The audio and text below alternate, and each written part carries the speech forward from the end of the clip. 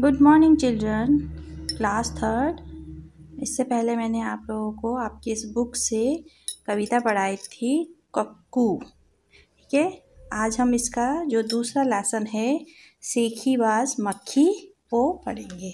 ठीक है, ये है आपका सेकंड चैप्टर सेखीबाज मक्खी।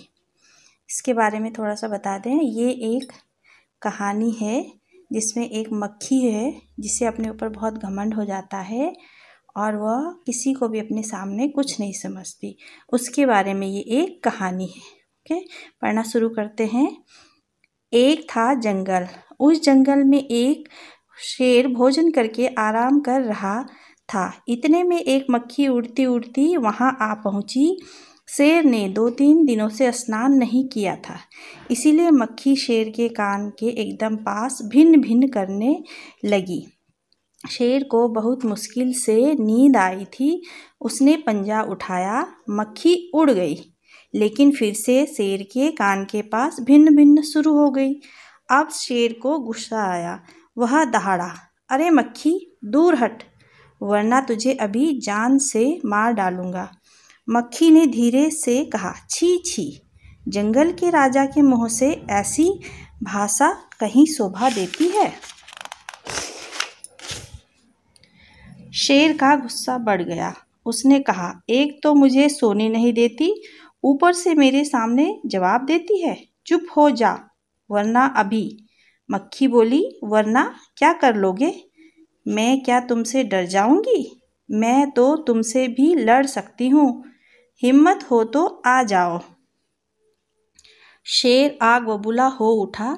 उसने कान के पास पंजा मारा। मक्खी तो उड़ गई, पर कान जरा छिल गया। मक्खी उड़कर शेर की नाक पर बैठी तो उसने मक्खी को फिर पंजा मारा। मक्खी उड़ गई। अब की बार शेर की नाक छिल गई। मक्खी कभी शेर के माथे पर बैठती, कभी गाल पर तो कभी गर्दन पर। शेर पंजा मारता जाता और खुद को घायल करता जाता। मक्खी तो फट से उड़ जाती। अंत में शेर ऊब गया, थक गया। तब बोला, मक्खी बहन, अब मुझे छोड़ो, मैं हारा और तुम जीती, बस। मक्खी घमंड में चूर होकर उड़ती उड़ती आगे बढ़ी। सामने एक हाथी मिला। मक्खी ने कहा, अरे हाथी, मुझे प्रणाम कर। मैंने जंगल के राजा शेर को हराया है, इसीलिए जंगल में अब मेरा राज चलेगा। हाथी ने सोचा, इस पागल मक्खी से बहस करने में कौन समय बर्बाद करे। हाथी ने सूंड ऊपर उठाकर मक्खी को प्रणाम किया और आगे बढ़ गया। सामने से आ रही लोमड़ी ने यह सब देखा। लोमड़ी मंद मंद मुस्कुराने लगी। इतने में मक्खी ने लोमड़ी से कहा, अरे ओ लोमड़ी, चल मुझे प्रणाम कर। मैंने जंगल के राजा शेर और विशालकाय सालकाय हाथी को हरा दिया है। लोमड़ी ने उसे प्रणाम किया, फिर धीरे से बोली, धन्य हो मक्खी रानी, धन्य हो। धन्य है आपका जीवन और धन्य है आपके माता पिता। लेकिन मक्खी रानी, उधर एक मकड़ी दिखाई दे रही है ना? वह आपको गाली दे रही थी, उसकी जरा खबर लो ना। यह सुनकर मक्खी गुस्से में लाल हो उठी। मक्खी बोली, उस मकड़ी को तो मैं चुटकी बजाते खत्म कर देती हूँ।